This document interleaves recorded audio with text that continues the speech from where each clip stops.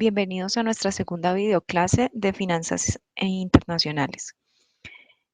Bueno, les doy la bienvenida. En la videoclase anterior vimos algunos conceptos básicos de finanzas internacionales. Hablamos un poco de las principales teorías que hablan de comercio internacional. Hablamos en general del mercado, de algunos temas regulatorios. Y el objetivo de esta segunda videoclase es entrar un poco más en lo que corresponde a la estructura de mercado internacional. Para hablar de ello, entonces, en esta videoclase hablaremos de tres temas. Primero, hablaremos de PIB y estructura de mercado, y con ello, pues, nos adentraremos en el tema de tipos de cambio y hablaremos de la teoría de paridad de poder adquisitivo. Entonces, la idea es que durante esta clase pues vamos a desarrollar estos tres conceptos de manera general y posterior a ello pues definir las actividades que se van a hacer respecto a esta segunda parte. Cuando hablamos de mercado, bueno, es indispensable hablar de la estructura de mercado y parte de la estructura de mercado pues tiene mucho que ver con el crecimiento y con la dinámica económica. Cuando hablamos de dinámica económica es necesario hablar de PIB. El PIB, Producto Interno Bruto, es la medida que nos permite determinar el valor monetario de la producción interna de un país. ¿Sí? Es decir, en este condensa toda la actividad económica que se desarrolla en un país en dos frentes, es decir, incluye todo lo que es la actividad económica o la actividad productiva de residentes colombianos en el país y de extranjeros en el país. Se excluye todo lo que es la, eh, la producción de colombianos en otros países. ¿Listo? Entonces, este es el concepto general de PIB. El PIB es una medida bastante importante porque el PIB es la medida que permite y que utilizan los expertos para hacer comparativos entre los diferentes países, para conocer su poder adquisitivo y para saber el crecimiento y la dinámica económica. Así que es uno de los principales eh, motores y de los principales elementos que nos permiten para medir la dinámica económica de un país. El PIB se divide digamos, tiene dos tipos de connotaciones o de cálculos. Tenemos el PIB nominal o el PIB real, es decir, son las dos formas de calcular el PIB. Una, la nominal, se refiere básicamente a el cálculo del PIB sobre precios corrientes. Es decir, básicamente estamos hablando de precios de mercado, ¿sí? Es decir, con cálculo con base en el precio tal cual a como está en el mercado, el precio del arroz, el precio de las verduras, el precio bueno, de los productos de la cesta familiar en general. Y el otro cálculo, el otro PIB es el PIB real, que es el PIB que se trabaja a precios constantes. Básicamente la gran diferencia entre estos es que en el PIB real hablamos de precios que eliminan el efecto inflacionario. Es decir, aquí eh, se quita o se resta o se elimina ese efecto de inflación o deflación, en el caso en el que exista, eh, para para que exista no, ese efecto inflacionario no afecte el cálculo del PIB, de la producción como tal. Recordemos que regularmente el PIB pues es una medida que se calcula bajo periodos anuales, ¿sí? Y el PIB se compone de cuatro elementos básicos. El PIB es igual al consumo que está dado por el consumo de las familias o el gasto de las familias, como quiera llamarse, más el gasto del gobierno, más las inversiones o lo que llamamos eh, producto, producción de capital, ¿sí? más lo correspondiente al comercio internacional, que son las exportaciones menos las importaciones. Esta es la ecuación general de PIB, ¿sí? De esta se derivan muchas, pero digamos que este es el concepto básico que compone el PIB. Hemos escuchado muchas veces hablar del PIB per cápita. Cuando hablamos de PIB per cápita, básicamente de lo que estamos hablando es del PIB por persona, ¿sí? Y básicamente lo que hacemos ahí es dividir el valor del PIB, o sea, hagámoslo aquí de una manera práctica, es tomar el PIB sobre N, es decir, sobre la cantidad de habitantes que hay. Esto es igual, el PIB per cápita es igual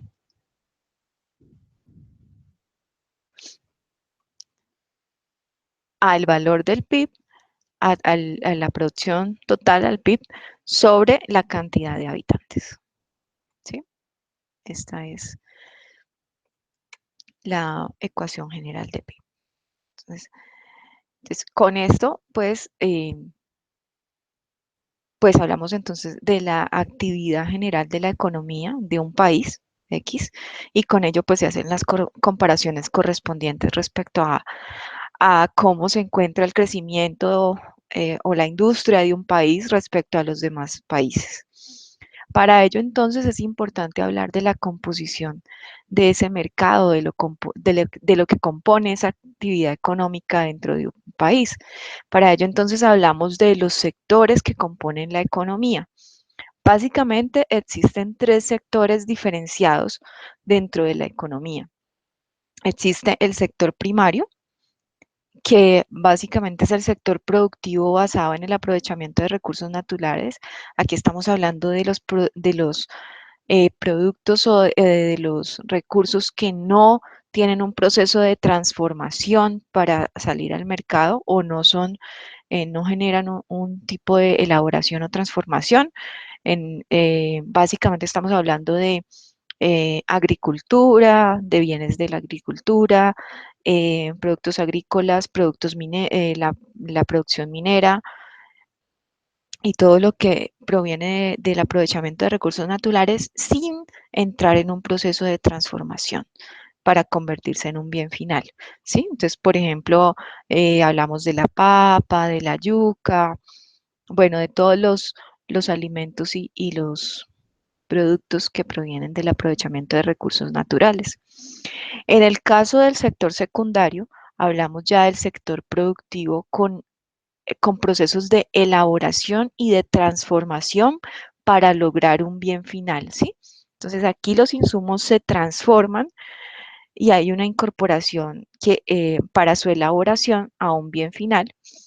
Por eso en este sector hablamos básicamente de que corresponde a la industria, a la manufactura y toda la actividad productiva industrial, básicamente.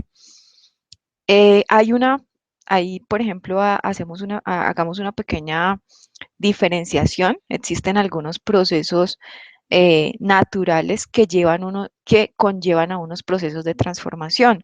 Un ejemplo de ello, pues, es, por ejemplo, la actividad minera o la actividad de petróleo, en la cual lo que corresponde a la exploración como tal hace parte del sector primario, pero cuando ya pasa un proceso de refinamiento, bueno, las refinerías, cuando ya viene el proceso de transformación de esos recursos naturales, pasan a ser parte del sector secundario. Entonces, cuando hay ese proceso de transformación, pasa de un sector al otro, ¿sí? Y existe un tercer sector, que es el sector servicios o sector terciario. Básicamente en este sector se agrupa todo lo que es la actividad no productiva o no tangible como tal, ¿sí? En el primario y en el secundario estamos hablando de sectores de bienes tangibles. En este sector hablamos de bienes no tangibles, lo que llamamos desarrollo de servicios en general o actividades no productivas en sí. ¿Sí? Esto es básicamente la estructura de los sectores económicos con los cuales entonces hacemos toda la parte de cálculo del PIB y de sus componentes. Pasemos ahora entonces a hablar un poco de la composición de los precios.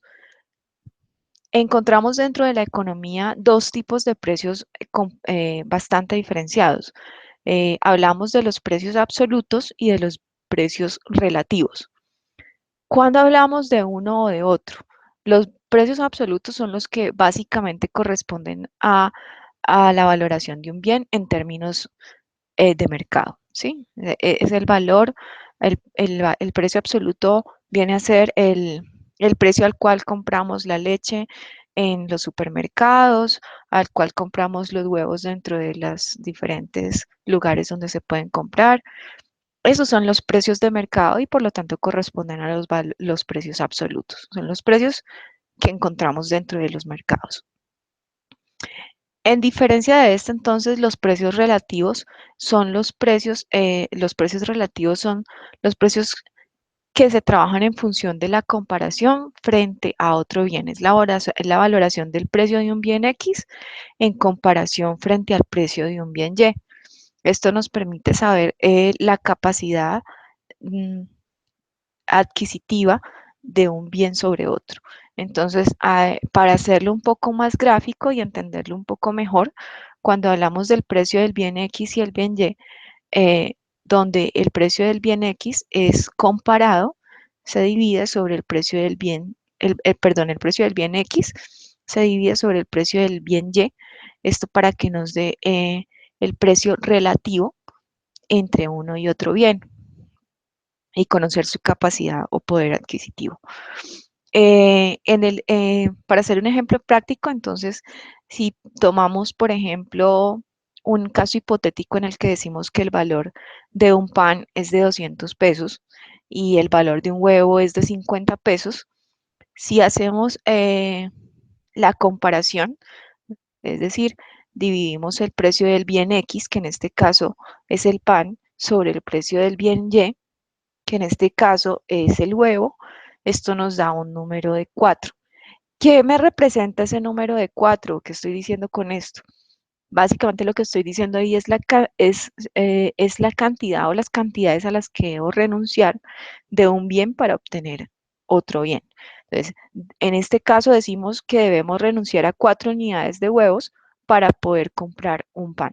¿Mm? Y me está mostrando que hay una mayor eh, el poder adquisitivo de un bien respecto del otro.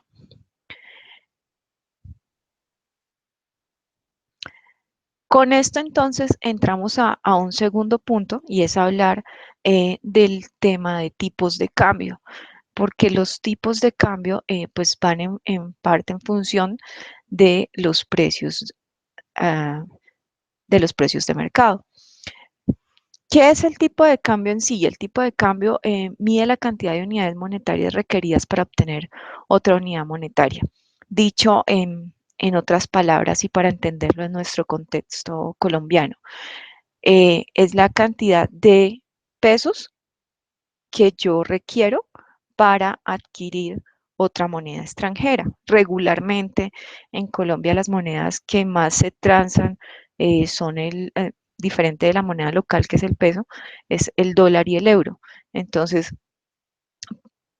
tomándolo desde esa definición, puede ser la cantidad de pesos colombianos que yo debo dar o que requiero para obtener otra moneda. En este caso, como lo menciono, puede ser el dólar o el euro.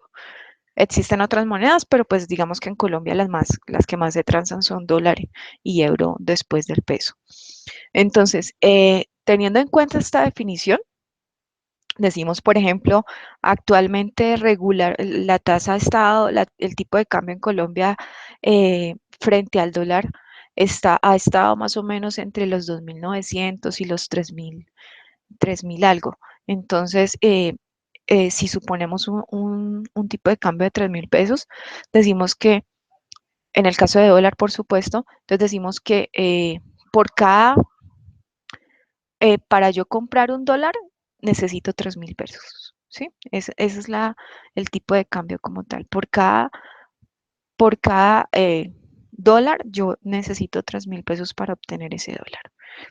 En el caso del euro, el tipo de cambio es un poco más alto. En el caso colombiano, está como en más o menos en 3.500 pesos, alrededor de los 3.500 pesos. Entonces, existen dos tipos de cambio dentro de los mercados internacionales, los tipos de cambio fijo y los tipos de cambio flexible. Hay una anotación que me gustaría hacer acá y es que el tipo de cambio, cada país tiene la libertad, como lo dijimos en la clase anterior, de definir el tipo de cambio, ¿sí? Esto bajo el conocimiento y la autoridad monetaria competente dentro de cada país. Regularmente la autoridad monetaria en, en los diferentes países son los bancos centrales. En el caso colombiano, el Banco Central es el Banco de la República de Colombia, pero también existen otros países en los cuales el poder ejecutivo, la rama ejecutiva, eh, el gobierno principal, pues tiene la autoridad monetaria. ¿Sí? Eso depende de la composición política y económica de cada país. Sin embargo, siempre existe una autoridad monetaria dentro de cada país y está en cabeza de esta autoridad monetaria, pues la definición del tipo de cambio que bajo sus condiciones de mercado adopte. Entonces existen dos tipos de cambio diferenciados, el tipo de cambio fijo, que según las autoridades monetarias de cada país, como lo mencionamos, determinan un tipo de cambio eh, con base en la oferta y la demanda de divisas que se dé, pero mantiene fijo. En el tipo de cambio flexible, encontramos una determinación de unos márgenes de fluctuación, es decir, es lo que se conoce comúnmente como la banda cambiaria sobre la cual fluctúa la oferta y la demanda de divisas, con un tope inferior y con un tope inferior, unos márgenes inferiores y márgenes superiores sobre los cuales se fluctúa esa oferta y esa demanda de divisas. eh, y con base en eso se define el tipo de cambio. Eso se conoce en el mercado también. Hay dos tipos dentro del tipo de cambio flexible, la sucia o controlada. eh, la sucia por un lado, la controlada por el otro lado. Y básicamente en este tipo de cambio, lo que se hacen son intervenciones en caso tal de que se esté dando una oferta muy alta o una caída o una demanda muy alta de divisas. Entonces, cuando digamos está llegando a los topes, eh, el gobierno o la autoridad monetaria de cada país puede hacer intervenciones dentro del mercado para controlar esa situación. Cuando hablamos de tipo de cambio flexible, en el tipo de cambio flexible hablamos del modelo controlado, estamos hablando de que hay unas intervenciones puntuales, ¿sí? Regularmente son muy pocas y son muy puntuales. em, en las cuales el Banco Central o la autoridad monetaria pues hace inyecciones bien sea de divisas o por el contrario contrae la oferta de divisas. En Colombia, en el caso colombiano, por ejemplo, existe un tipo de cambio, eh, se llama flexible, con un enfoque que se llama en el mercado sucio, o sea, la flexible sucia porque se pueden hacer intervenciones, ¿sí? Es decir, de alguna manera el gobierno o el Banco Central, porque en el caso colombiano es el Banco Central, en el caso en el que la oferta o la demanda de divisas pues esté llegando a los topes, el banco puede hacer intervenciones inyectando divisas o por el contrario haciendo una contracción de la cantidad de divisas dentro del mercado. Para entender un poquito de esto, voy a mostrar aquí un pequeño ejemplo que les va a quedar en el material. Estos son las gráficas de los diferentes tipos de cambio. En la, en la figura 3.1 B, estamos hablando de tipos de cambio fijos. Y aquí estamos viendo, por ejemplo, bueno, esta es la oferta y la demanda de una divisa, en este caso es el dólar. Y en este tipo de cambio fijo, pues vemos que hay una fijación como tal del tipo de cambio sobre el cual se mueve la oferta y la demanda, ¿sí? Cuando hay este tipo de situaciones y pasamos a la figura 3.1c, donde hay, como mostramos aquí, hay un desequilibrio, pues lo que estamos diciendo es que hay un desplazamiento de, del tipo de cambio, ¿sí? O sea, sale de la banda, o de la banda no, sí, sale de la banda de la cual se fija el tipo de cambio y eso genera un desequilibrio dentro del sistema. ¿Qué implica esto? Pues que se adopten medidas por parte de las autoridades monetarias o del Banco Central eh, para regular nuevamente y volver a llevar a su punto inicial o a un nuevo punto el tipo de cambio de equilibrio. Una opción es llevar el, el tipo de cambio hasta el punto de equilibrio para que quede en ese punto de equilibrio, u otra opción eh, o diferentes opciones que dé la autoridad monetaria para regular y ajustar ese nuevo equilibrio de tipo de cambio.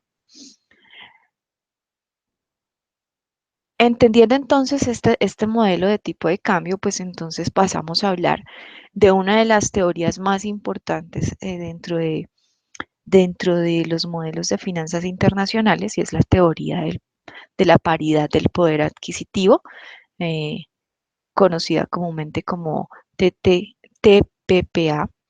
Esta teoría de paridad de poder adquisitivo básicamente tiene tres enfoques y esta se define como el comportamiento del tipo de cambio en función del nivel de los precios de los países. Básicamente el valor de una moneda sea porque se da por la cantidad de bienes y servicios que una unidad de la misma moneda puede comprar.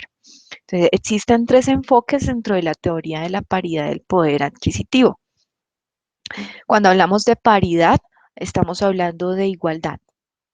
Y cuando hablamos de poder adquisitivo, estamos hablando de la capacidad. ¿Sí? Entonces, la capacidad de compra que se tiene y de la igualación de precios dentro de los diferentes países. Entonces, cuando hablamos de paridad del poder adquisitivo, pues estamos hablando del comportamiento del tipo de cambio en función del nivel de precios de los países. Existen tres enfoques dentro de la teoría de paridad de poder adquisitivo. El primer enfoque es el enfoque de precio único. Existe otro enfoque que es el enfoque absoluto, ¿sí? De paridad de poder adquisitivo absoluto y la otra es el poder adquisitivo relativo. Estos tres enfoques, bueno, vamos a explicarlos uno a uno. En el primer enfoque, cuando hablamos de precio único, estamos hablando de un enfoque sobre un solo bien. Y aquí decimos que el valor de un bien eh, a una cantidad monetaria debe ser el mismo expresado en la otra moneda, ¿sí? Entonces, por ejemplo, para entenderlo un poco mejor, cuando decimos si con 500.000 pesos, eso es un ejemplo hipotético, aclaro. En el caso del precio único, lo que nos está diciendo es que básicamente si con el valor de una moneda, cuando yo lo lleve a otra moneda, si con el valor de una moneda yo compro un determinado bien, con ese mismo valor equivalente en otra moneda, debo comprar el mismo bien. Entonces, por ejemplo, si con 500.000 pesos compro en Colombia una lavadora, con su equivalente en euros, se debería poder comprar la misma lavadora en España. Entonces, eso teniendo en cuenta el tipo de cambio. ¿sí? Este es el concepto de precio único, es decir, el precio debe ser igual en, expresado en diferentes unidades monetarias, ¿sí? Entonces, en el caso de valor absoluto, cuando hablamos de poder adquisitivo absoluto, estamos hablando de una cesta de bienes. En el primero hablamos de un solo bien, de la comparación de un solo bien. En el segundo enfoque estamos hablando ya de una cesta de bienes. Y básicamente lo que decimos aquí es que el nivel de precios de dos países es igual cuando los precios se expresan en términos de una misma moneda. Entonces, si una cesta en Colombia, por decir algo, vale 200 pesos, esa misma cesta se compra en España con 160 euros. ¿Mm? Para que esto se cumpla, el tipo de cambio real debe ser igual a uno. ¿Sí? En este caso vemos que no se cumple. Entonces hay una relación, aquí está la relación entre el precio del bien en una moneda sobre el precio del bien en la otra moneda. ¿Sí? Esa diferencia básicamente lo que me va a demarcar es la infravaloración eh, de una moneda. O sea, me va a decir si la moneda está apreciada frente a la otra o si está subvalorada frente a la otra moneda. El poder de capacidad de compra de una moneda frente a la otra, ¿sí? Cuando hay desequilibrios, es decir, cuando esto no se cumple, cuando el tipo de cambio real no se cumple, no es igual a uno, no se cumple esto, pues existe algo que se llama la ley de arbitraje. ¿Qué es el arbitraje? Básicamente es la incorporación de agentes de mercado que al ver estas oportunidades de poder comprar más barato en unos países que en otros, con una misma moneda, pues entonces lo que hace es equilibrar el mercado a través de una mayor demanda o una mayor oferta dentro del mercado. Si el arbitraje lo que hace es aprovechar las oportunidades de aquellos mercados que tienen una moneda mucho más barata versus otra moneda y pues entonces teniendo en cuenta esa ventaja que encuentran o esa oportunidad, intuitivamente lo que hacen es regular o equilibrar el mercado, más bien, es mejor decirlo así, equilibrar el mercado, ¿sí? Entonces, por ejemplo, en el caso, hagamos un ejemplo sencillo para hablar de esto.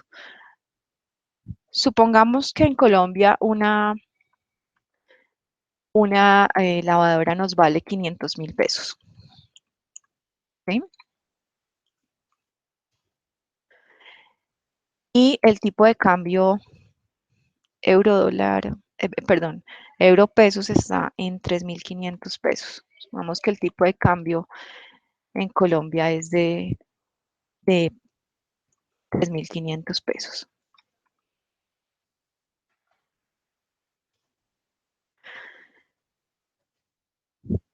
Supongamos que esa misma lavadora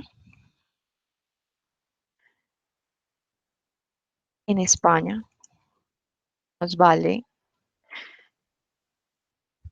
una lavadora en España, bueno, puede costar, supongamos que puede costar 300 euros. ¿Sí? Aquí estamos viendo que esta diferencia no se cumple, ¿verdad? Entonces, ¿qué es lo que estamos diciendo? Bueno, ah, si yo saco la diferencia de cuántos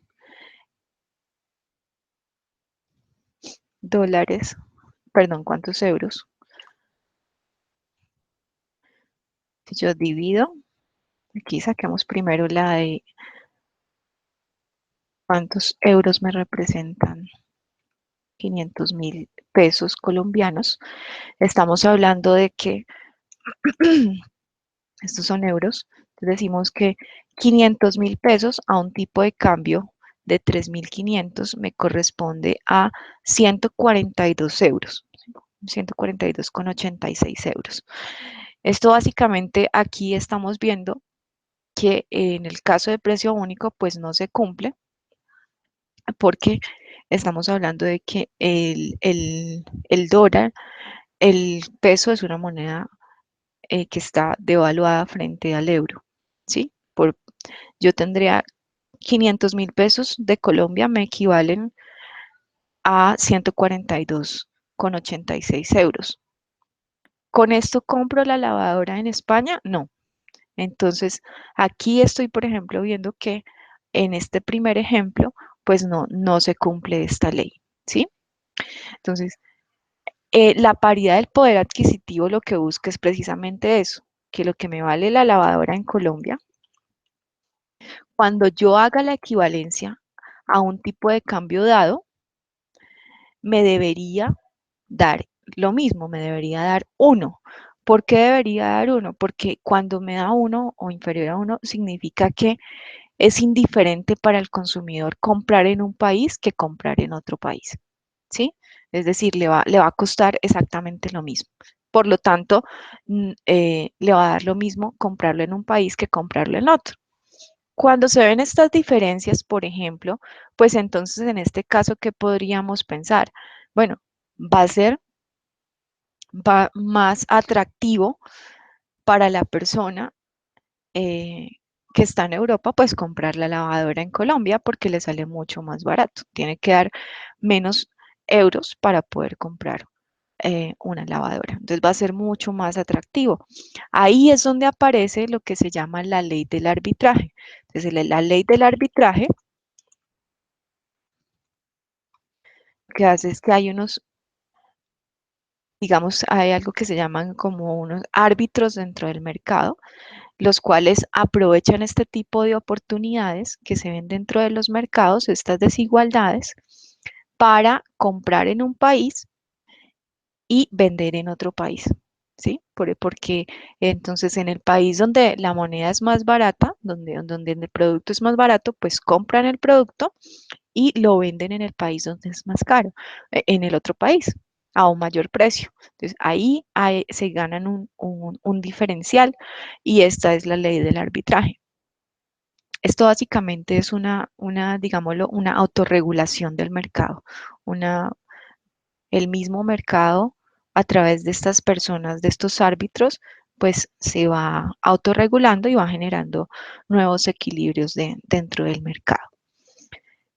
Hagamos otro ejemplo sencillo para que nos quede un poco más claro, para dejarlo más claro. Supongamos que vamos a comprar un celular, ¿sí?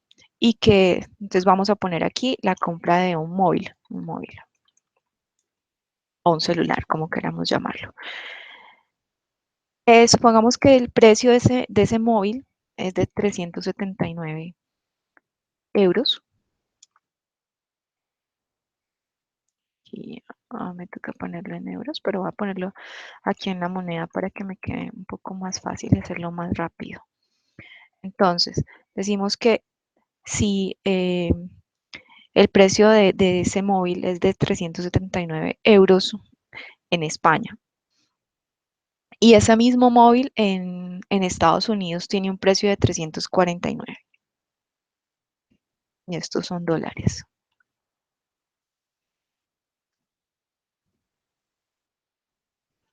Supongamos también que tenemos un tipo de cambio euro-dólar de 1.30.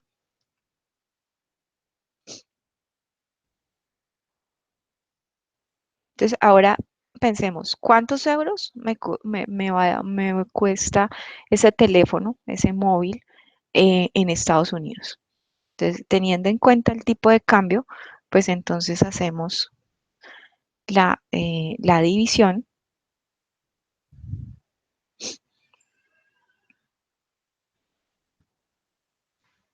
de los dólares sobre el tipo de cambio para que nos dé los euros que nos costaría.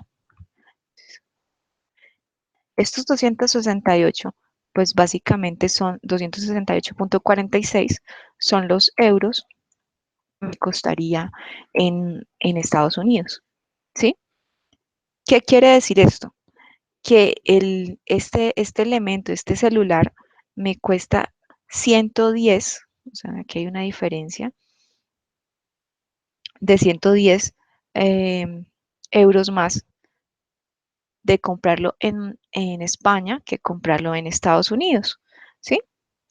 Hagamos aquí la diferencia entre los, o pongamos aquí mejor la diferencia, entre los 379 que me vale en Europa o en España, menos lo que me vale en Estados Unidos. Perdón, aquí es sobre este menos los euros que me equivalen son 110. Esta es la diferencia de lo que me costaría comprarlo en Estados Unidos.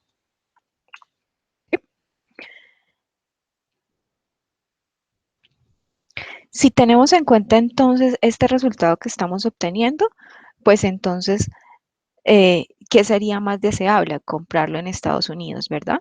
Entonces, esto me está mostrando una diferencia que va a aprovechar la ley de arbitraje para comprarlos en Estados Unidos, ¿sí? ¿Qué puede generar esto? Que haya una mayor demanda de móviles en Estados Unidos y una reducción en España. Cuando entra la ley de arbitraje, pues lo que va a hacer es controlar estas diferencias, o sea, va a equilibrar a medida que va generando esa mayor demanda en Estados Unidos y esa menor demanda en Europa, lo que va a ir es equilibrando el tipo de cambio y equilibrando de alguna manera el mercado, ¿sí? Entonces, esto es en general em, lo que nos muestra las diferencias o los desequilibrios dentro del mercado. Cuando se habla de paridad de poder adquisitivo, pues entonces lo que busca es em, revisar esas diferencias y en condiciones normales, pues esa diferencia debería ser igual a uno, ¿sí? Para regular el mercado, para que el mercado esté en equilibrio, ¿sí? Para que las dos monedas tengan el mismo valor. Hay que tener algo muy importante dentro de estas teorías y es que hay dos elementos claves dentro de la teoría de paridad de poder adquisitivo y es que se trabajan bajo dos condiciones. Una condición de libre competencia, ¿sí? O sea, estos planteamientos se definen bajo dos supuestos, uno de libre competencia y otro en el que no hay costos de transporte.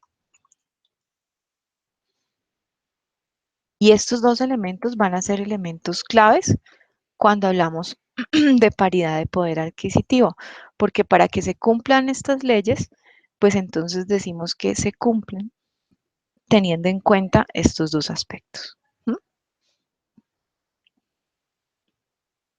Eso se debería cumplir siempre y cuando estemos en un mercado de libre competencia y siempre y cuando no hayan costos de transporte asociados, lo cual regularmente no se cumple porque pues siempre que compramos un bien, por ejemplo, cuando compramos un bien de un país a otro, regularmente o hay aranceles o, o hay también costos de transporte asociados. Entonces, todo este tipo de efectos de estos precios adicionales, pues van a generar un efecto sobre el precio del bien en el mercado internacional. ¿Mm? Entonces, estas son las dos condiciones que se deben dar para el cumplimiento de estas teorías.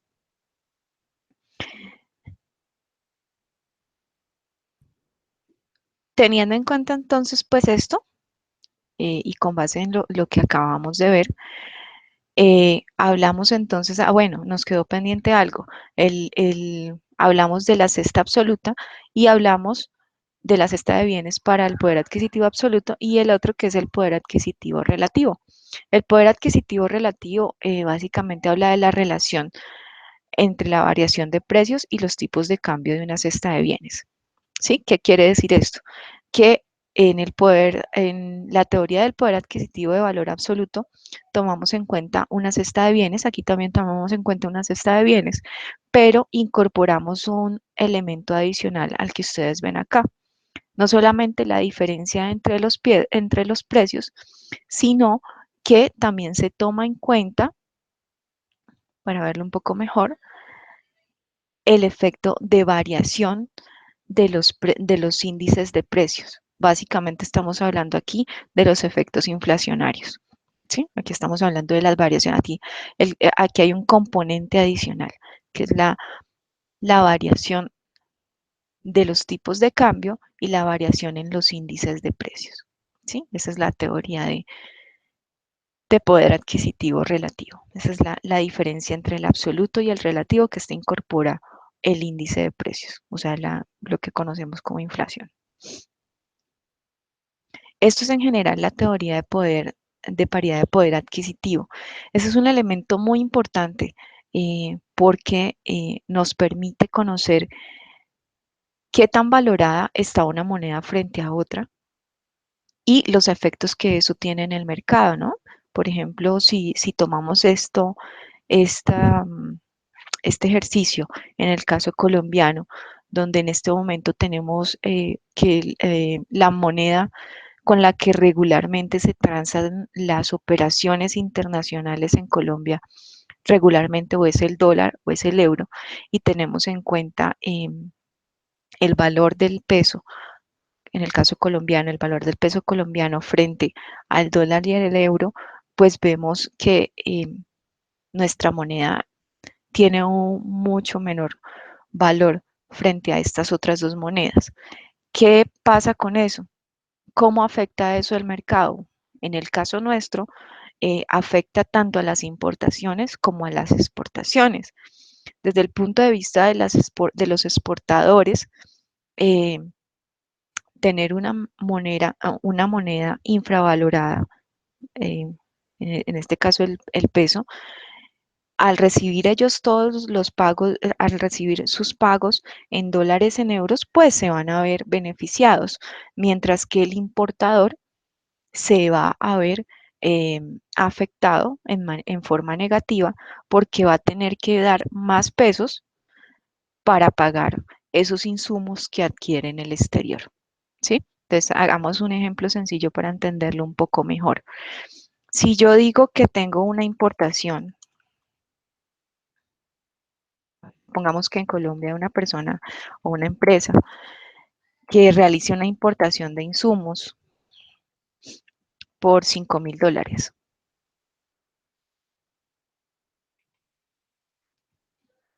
y una empresa que exporte, que haga exportación de flores, por ejemplo, recibió un pago también de $5,000. Si suponiendo que en Colombia en este momento el tipo de cambio dólar, peso, o sea, de, de 2.900 pesos, entonces, en este caso, perdón,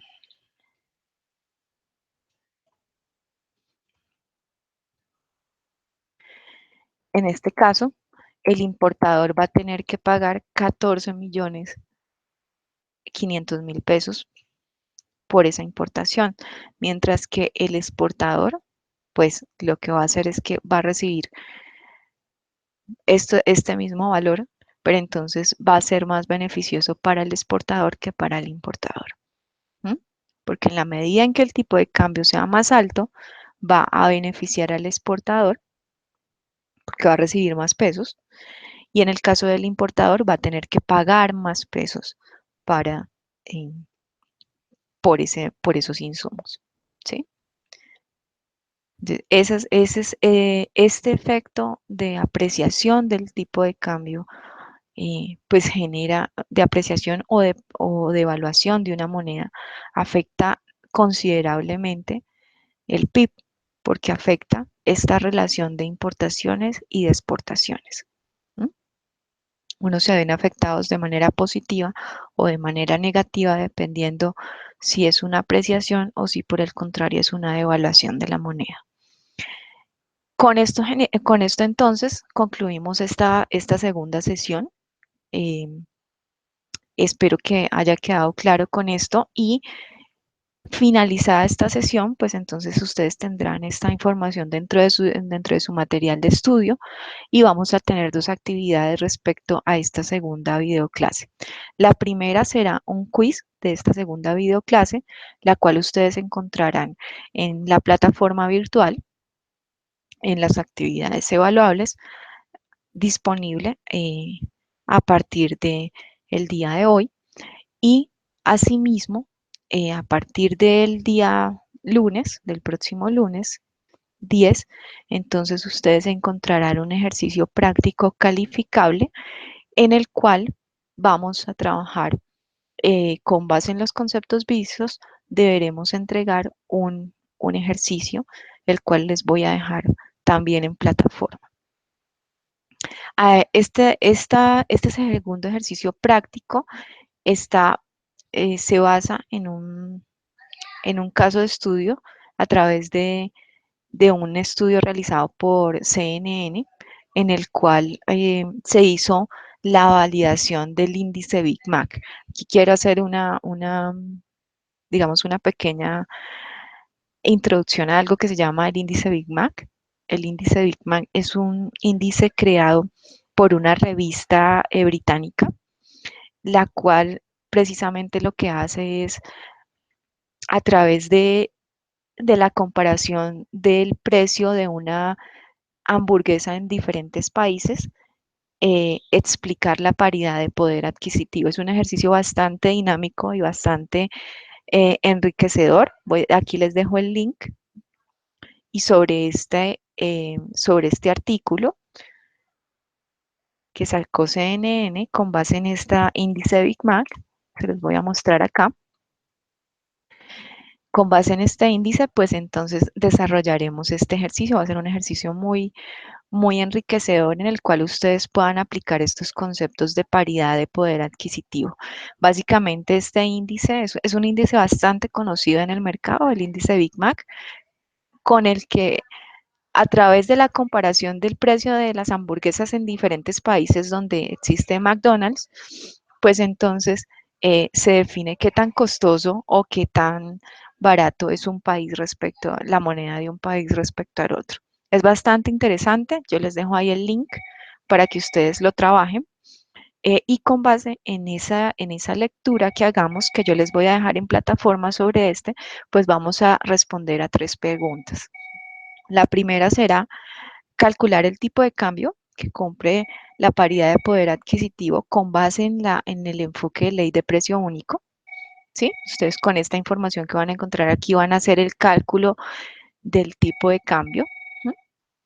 Indicar respecto al dólar qué moneda está infravalorada. ¿Sí? Es decir, qué moneda tiene un menor valor como tal frente al dólar. Y asimismo indicar cuál es la tasa de infravaloración o sobrevaloración de acuerdo a la información del índice Big Mac. Voy a ser un poco más práctica en este caso, voy a mostrarles más o menos lo que tendríamos que hacer según respecto a este segundo ejercicio. Sería algo como incorporar una tabla, es decir, hacemos una tablita.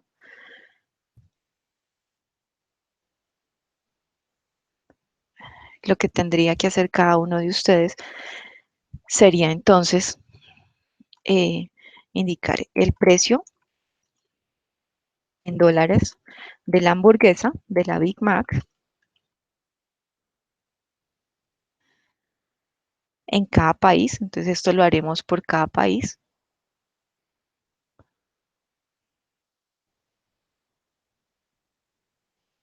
Aquí, hagámoslo así para hacerlo con cada uno de los países que aparece dentro del artículo. Entonces aquí el precio USD en precio en dólares de la Big Mac. Aquí indicar, entonces, hacer el cálculo del tipo de cambio según la ley de precio único. y otra columna en la cual indiquemos qué moneda se encuentra infravalorada,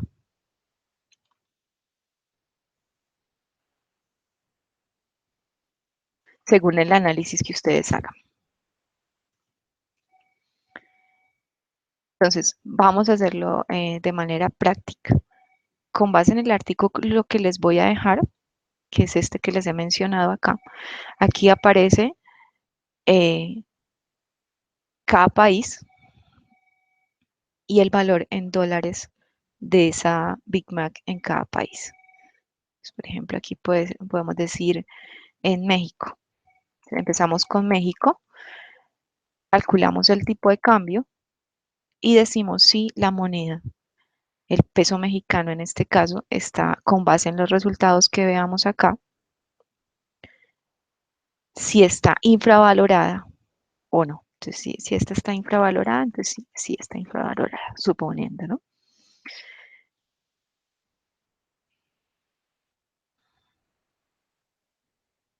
Este va a ser el ejercicio que vamos a desarrollar en este ejercicio práctico calificable, el cual estará disponible desde el 10 hasta el viernes, que el viernes es 14. Del 10 al 14 de julio tendrán ustedes esta actividad. Entonces, aquí pues lo haremos para cada país, ¿no? El país uno, el país 2, todos los países que aparecen de acuerdo al artículo. Y este será nuestro segundo ejercicio. Adicional a esto tendremos pues el quiz que les voy a dejar en plataforma, también ese se los voy a dejar disponible a partir de hoy, del 8 al martes, o sea, al 11 de julio.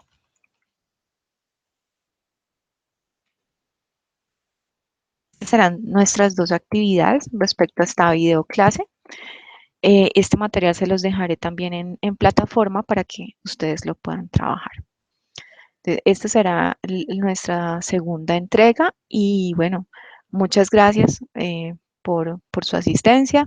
Eh, Quedo atenta a cualquier inquietud, a cualquier cosa que necesiten respecto al desarrollo de la actividad. Muchas gracias, que tengan buen día.